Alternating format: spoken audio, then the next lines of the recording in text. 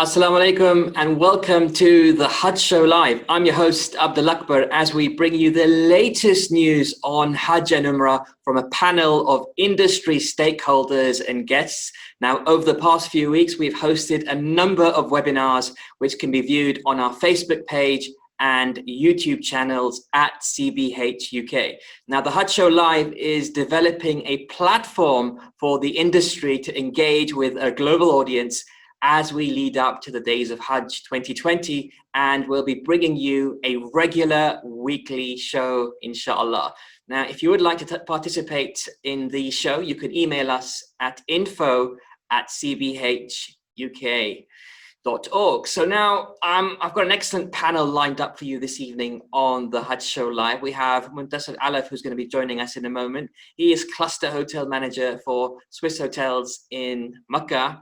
We're also joined by Professor McLoughlin. He's author of Mapping the UK's Hajj Sector from the University of Leeds. Also, we're joined by Iqbal Patel. He's Managing Director of Al-Hijaz Tours and Travel, and also CEO of the Council of British Hajis UK, who also acts as the Secretariat to the All-Party Parliamentary Group on Hajj and Umrah. And with that, I'd like to go ahead and welcome our first guest all the way from Jeddah in the Kingdom of Saudi Arabia. He is Muntaser Allaf. He comes with 23 years of hospitality experience, starting his career in North America from Detroit to Toronto, San Francisco and Cleveland. And then he moved to the Middle East, where he worked on several hotel PR opening projects in Kuwait, Dubai, Doha, Riyadh, and finally opening the Swissotel Maqam in Makkah back in 2016. Great hotel that I've been there myself. He now manages 2 gigantic properties with an inventory of 3,100 rooms at Swissotel Makkah and Swissotel Al-Maqam Makkah as well. Now I'd like to go ahead and welcome and say salam to Muntaser. Thanks for joining us this evening. Assalamu alaikum. Wa alaikum assalam, Abdul. It's great to be on your show tonight. Thank you for joining us all the way from the Kingdom. Muntaser, just start off by telling us a little bit about yourself and what exactly you do as a cluster manager. What does that mean for our viewers? Well, it's basically the hotel manager. It's the general manager role of the hotel. However, because it's a cluster project and we have 4 hotels located in the King Abdulaziz Endowment in Mecca. Amazing. Part of the FRS, which is Thermal Travel and Swissotel. Currently, I'm overseeing both hotels, the Swissotel Maqam and the Swissotel Mecca. So basically, in charge of the entire operation and the division of the hotels. And obviously, Muntaser, this year, 2020, has not been an ordinary year by any means for just generally and also for Hajj. And we know the authorities have done an outstanding job trying to protect people and making the decisions they have done in order to mitigate the effects of the coronavirus. What kind of challenges have you faced during the pandemic as a hotel group and also, somebody who runs the operations annually for Hajj for your 2 hotels? Absolutely. Well, as you know, the pandemic, it's been hard on everybody, not only on our industry. Everybody is suffering currently. However, from our perspective, being on Mecca, every year we look for people to come to visit us from all over the world to do their duties, pay their duties to Allah. However, we had the 3 pillars this year we needed to focus on during the pandemic. The most important was the human capital. Our colleagues, because they are the one we're gonna need them. Once we reopen the hotels. So the second part of it was our guests, and the third pillar was our partners and the local communities. Now, in terms of our associates, of course, we did enhance the trainings and managing the change during the pandemic. We also enhanced the level of communication. Looking after the well-being of our colleagues is something very important. They know we are looking after them, and we need them once they reopen the hotel. Now, the second part of it was our guests. As you know, it is very important right now. There are post-COVID-19 era is coming. people in general are very health conscious nowadays with this pandemic. Everybody is responsible for his own safety and the way you practice your social distancing. So from a hotel perspective, basically, Accor Hotels did launch an All Safe program, which has rigorous measures, basically, that we have adapted. All hotels have adapted to the program. We are all safe. We are all certified All Safe right now. So basically, when the guests come into the hotel, we do provide the highest level of hygiene and disinfection processes in our property, the highest level of training as well, for the associate on how to handle their daily operation. We do enhance safety and a healthy environment in the property, encouraging the guests as well to practice social distancing while they are in the hotels. Now, Amazing. the third pillar for us, it was, as I said, our local communities and our partners as well. Local community, it's always been one of the Swiss hotels and FRS as well, top priority. In normal days, we do engage with them. So during the COVID-19, we did not want to go, or have a distance away from our local communities. And it was a hard, but we did overcome our challenges. I'll give you an example. The Ministry of Health, for example, in Mecca, we did partner with them this year in a few activities.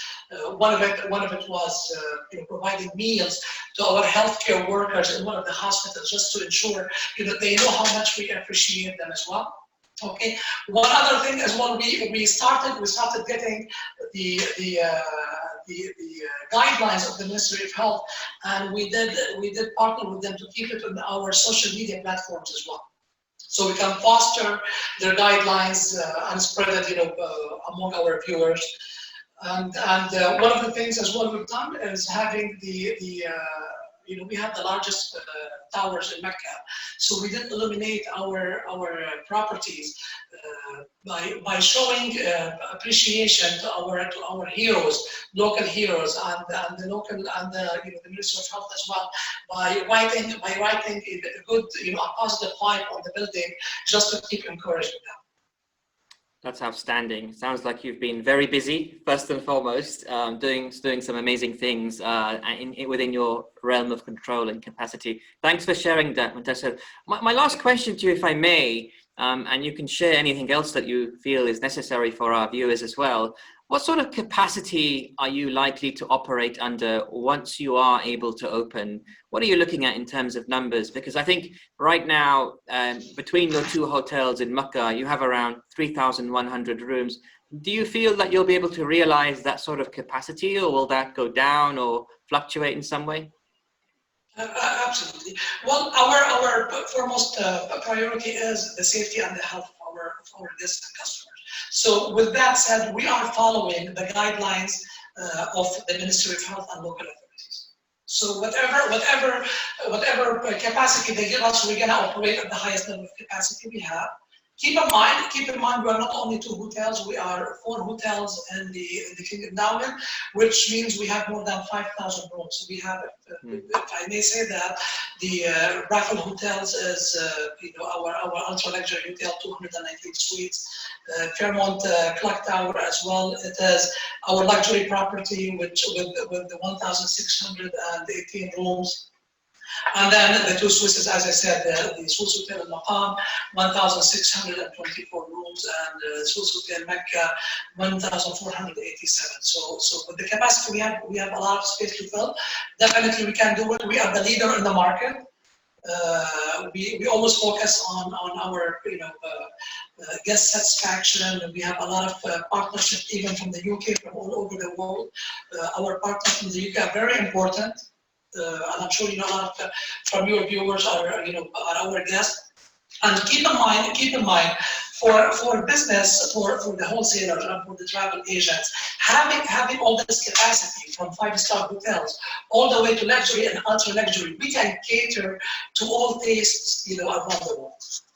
Yeah, it's amazing. I've stayed in all of those hotels. I've stayed in the Raffles, I've stayed in the Fairmont, in the Clock Tower, and I've stayed in Swissotel in Makkah as well. And fantastic experience in all of them. And Muntaser, Allaf, I really appreciate, CBH really appreciate your time joining us from Jeddah, and sharing us some of the challenges that you've been having and some of the adjustments you've been making, which sound really outstanding, actually. Thank you so much for joining us, Muntaser, Allaf. Appreciate your time.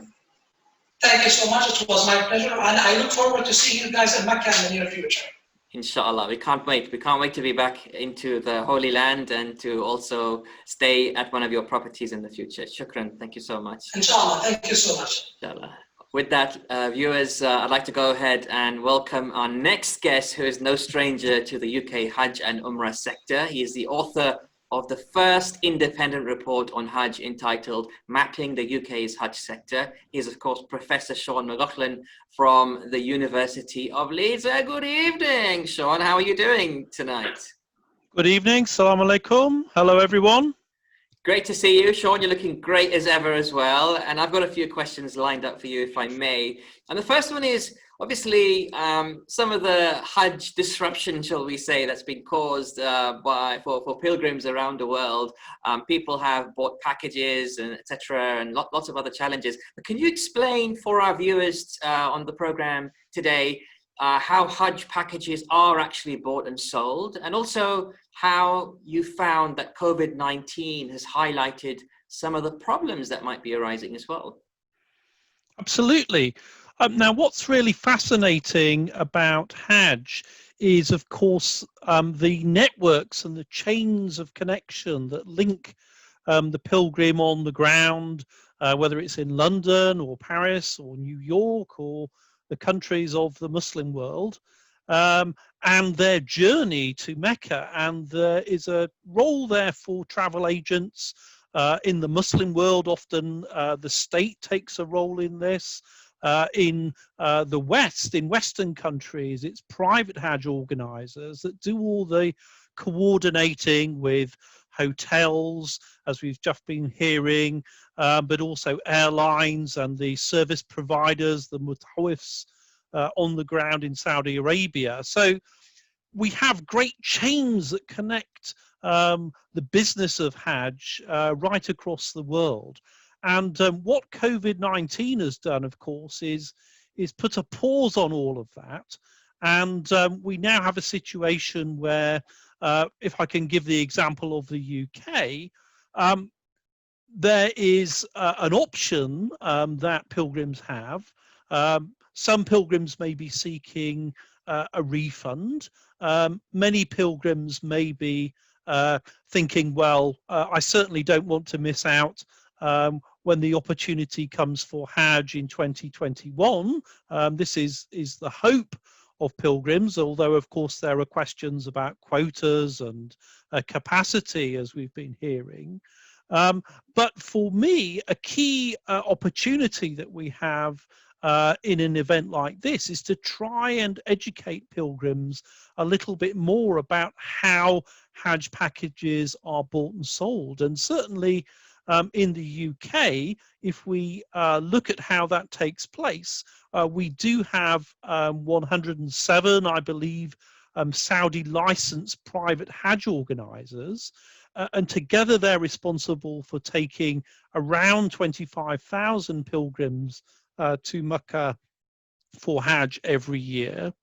But even in the UK, even within the UK itself, those Hajj packages are actually sold along another chain of relationships. So the licensed Hajj organizers, the Saudi licensed Hajj organizers, may be working with sub-agents. They may have formal agreements with them. That's the case certainly amongst the most reputable agents. But occasionally we do find too that some licensed agents are working with sub-agents and even touts, perhaps, that they don't have formal arrangements with. And this is where day to day, year to year, some problems have arisen in the past. So we've got long chains of buying and selling. And of course, if you have a long chain of buying and selling, communications are not always good and clear. So in a COVID environment, if you're looking to renegotiate your package, to defer it, or if you are seeking a refund, if you have bought your package from someone down the line of these chains, if you haven't bought it from a Saudi licensed Hajj organizer, someone known as a Munazam, someone licensed by the Saudi authorities, then you could find that you are having some difficulty in making those negotiations. So a clear message to the Hujjaj is be sure who you're dealing with, check that you are dealing with a Saudi licensed agent, or at least that your agent is and has a clear relationship, a documented relationship with a Saudi licensed agent, because only then can you be very sure about resolving any difficulties that might arise. Very clear. Thank you for that, Professor. Now, my second question to you, if I may, is as we are all very well aware now, Hajj 2020 will be going ahead with locals in the kingdom, including expats currently residing in Saudi Arabia due to the coronavirus pandemic. Now, this has meant that Muslims from across the world, as you've mentioned, including in the UK, will have had their Hajj packages cancelled. So given that the Hajj packages have been cancelled, how professional and well regulated have you found is the sector, and what rights do pilgrims have, and can they expect them to be enforced? These are some great questions, and they again raise a lot of complicated issues that ordinarily it's very difficult for pilgrims to understand. One point that's really struck me is that, of course, Hajj is the fifth pillar of Islam. And yet we cannot assume that all Muslims know how it's organized. Neither can they understand necessarily how it is regulated. An interesting point about Hajj packages is that until around the mid-2000s, a lot of Hajj going from countries beyond the Muslim world was quite independent types of travel. It's only since the mid-2000s that we've actually had these packages. And so what we have in the UK, and I think this is true of the West in general, is an industry that is still maturing, that is still professionalizing. So a lot of licensed Saudi licensed Hajj organizers didn't begin life as professional travel agents. Now we're moving into the second generation. We can see that the industry is maturing. What I've observed is a new concern to professionalize the industry. In the UK, for instance, we have had a trade association, licensed Hajj organisers, that seems determined to work with its members to try and professionalise. And in the UK and more generally in Europe, we do also have some strong regulation that in theory we can rely on to protect pilgrims as well as holidaymakers under the so-called package travel regulations. And these regulations, in theory, allow you a refund if your package or any part of your package is not delivered. In fact, you should get a refund within 14 days. Now, the travel industry per se is under great strain. So the licensed Hajj organisers in the UK, for instance, I know has been writing to its members and advising them to communicate clearly with its pilgrims and suggest to them that they would hope to settle any refunds within let's say, a reasonable period of around 3 months. So we have got that legislation here in the UK, which provides a clear framework for refunds. At the same time, we also have added protection in the UK. For instance, the UK Civil Aviation Authority takes a bond from agents. This is all travel agents. And if, for instance, a provider goes out of business, then in theory, there is protection there for the pilgrim. Now, I've emphasized that this protection is there in theory, and in a lot of cases, everything goes smoothly. Professional tour operators, professional Hajj organizers are playing this by the book. But at the same time, we do know that because this is a sector that's still professionalizing, not everyone has their certificates. In the UK, we call it an ATOL certificate. They don't necessarily have those certificates up to date.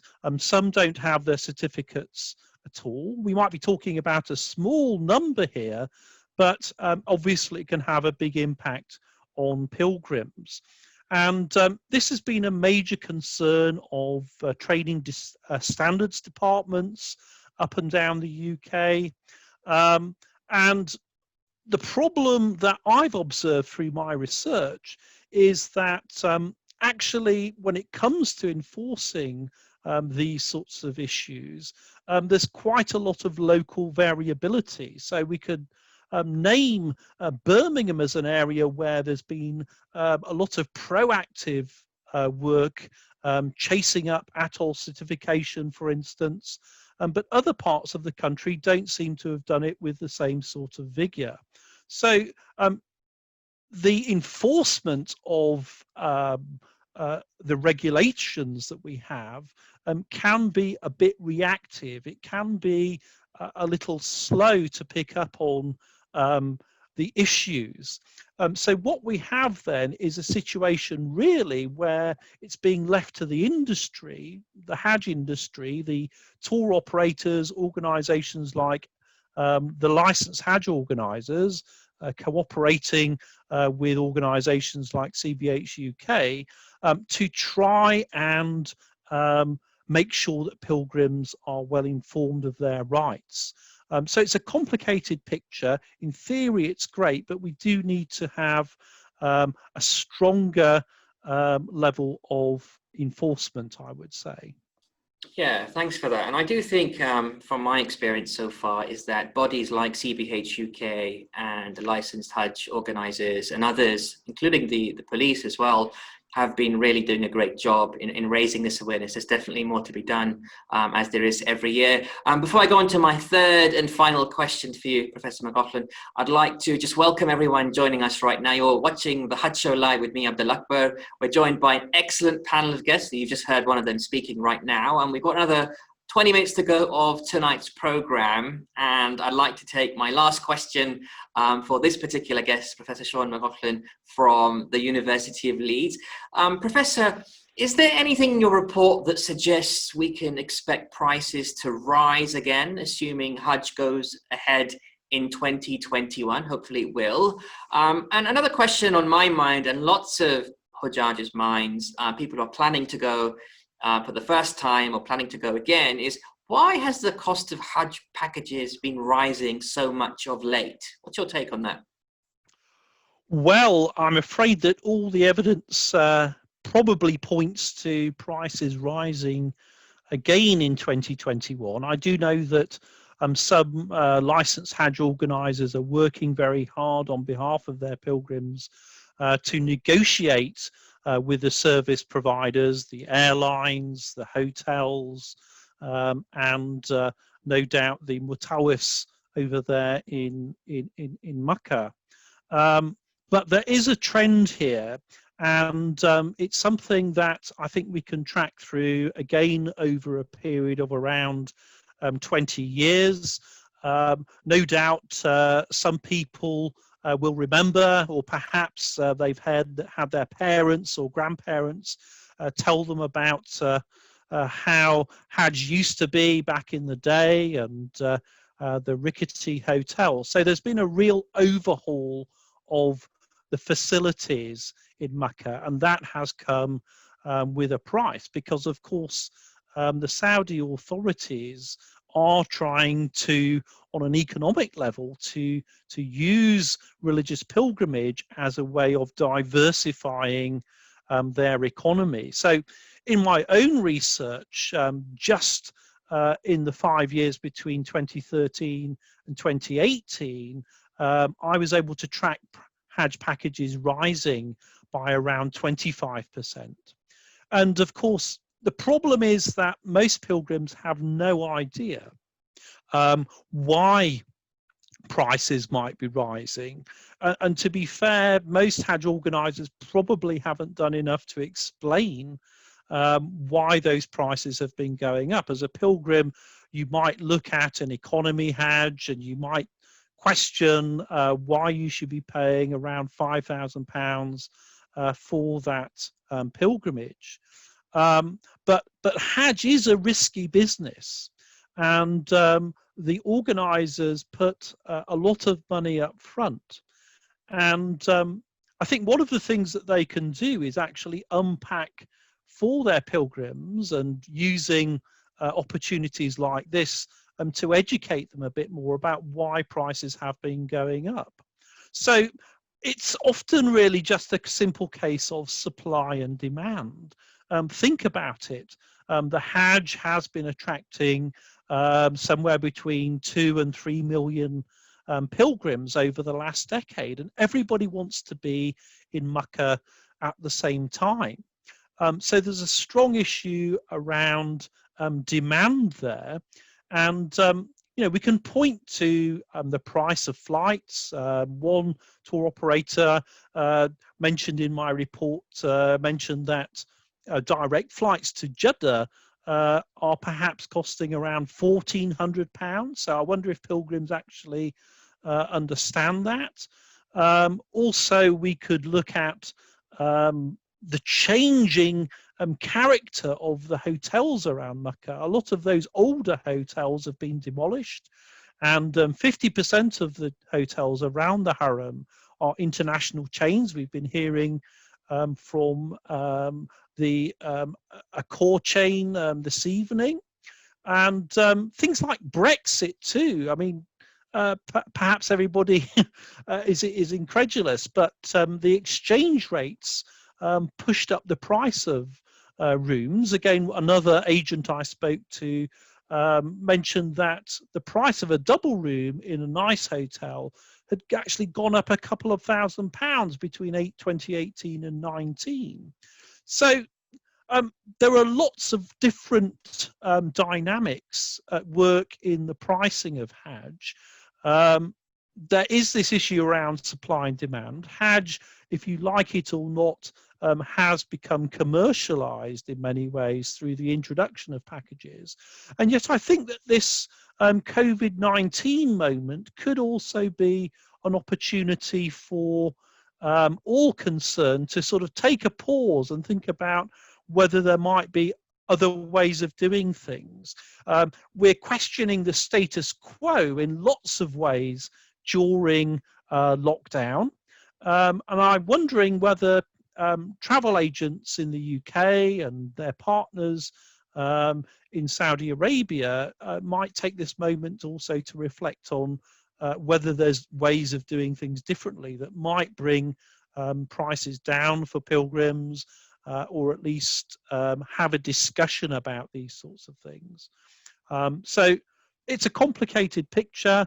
It's a long-term trend, but maybe discussions like this can open up some sort of critical dialogue. Fantastic. Thank you so much, Professor Sean McLoughlin, for those words of research and wisdom, I'm sure. And we appreciate your time once again. Stay with us, Professor, because we do have a live audience on tonight's show as well, and they may have some questions for you.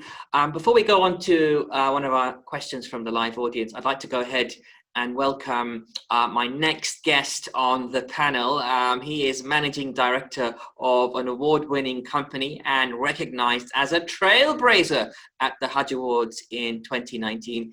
He is, of course, Mr. Iqbal Patel from Al-Hijaz Tours and Travel in London. Assalamu alaikum, Iqbal. How's it going? Alaikum assalam wa rahmatullahi wa barakatuhu. It's going as well as, and I can say, alhamdulillah.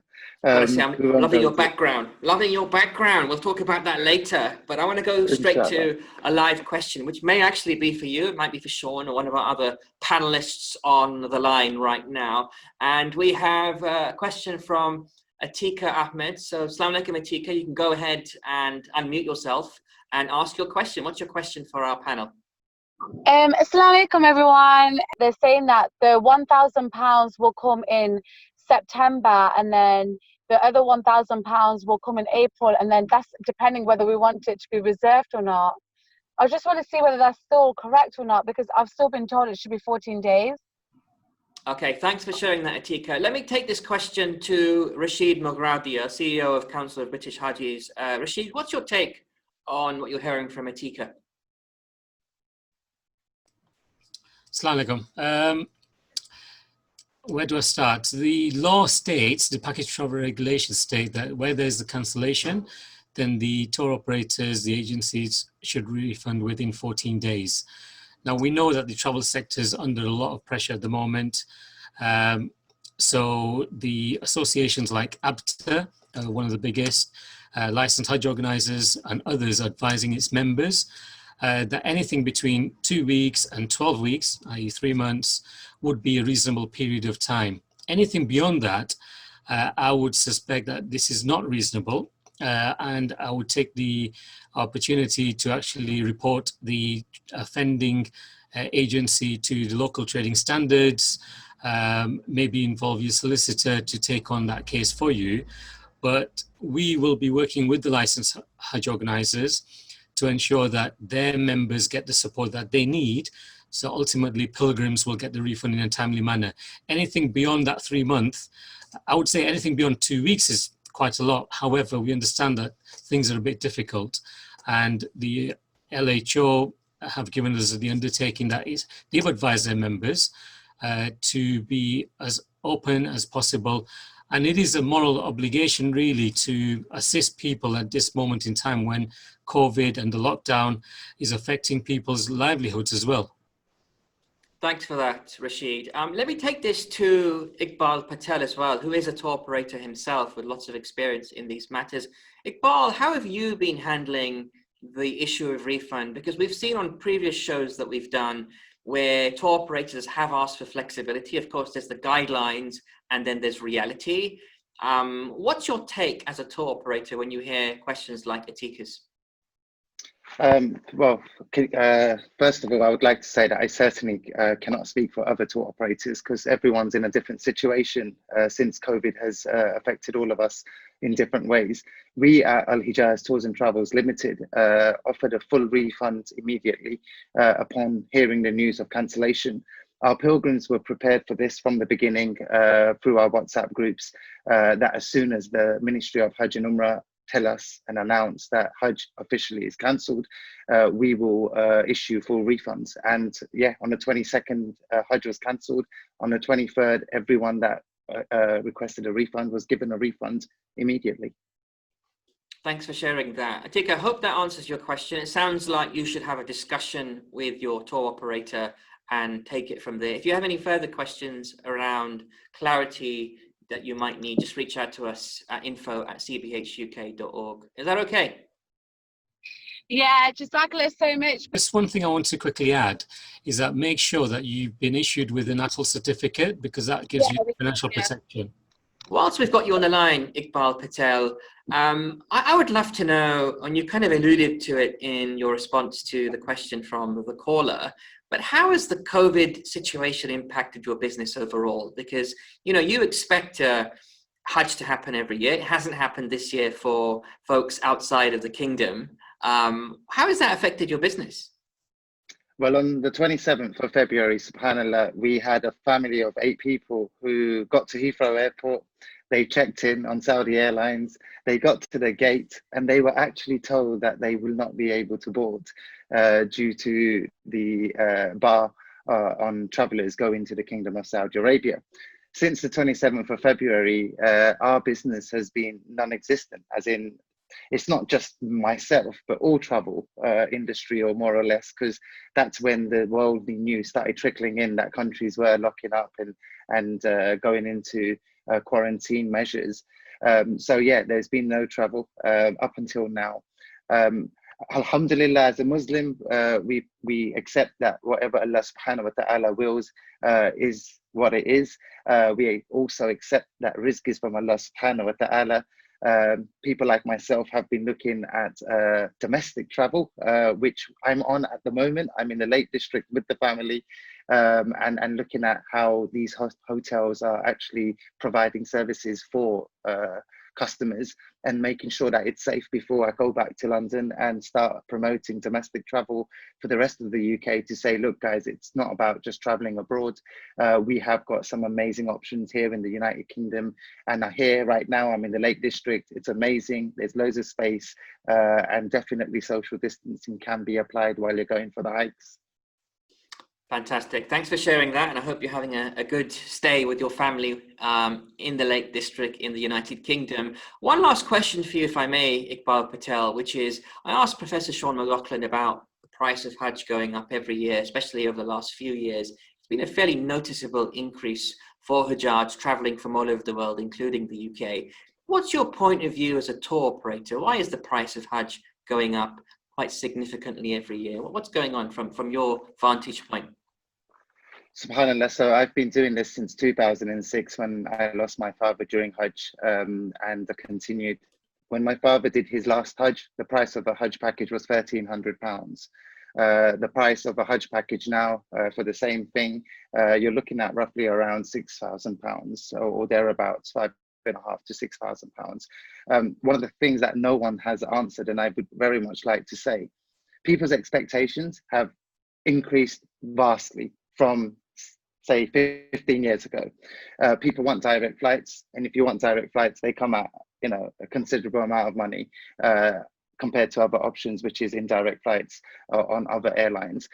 Hotels that were not there, so you've got the likes of who we had earlier on, the Swissotel, you've got the Fairmont Clock Tower. All of these hotels are on the doorstep of Haram Sharif, and they come at a price just like you would pay anywhere else in the world.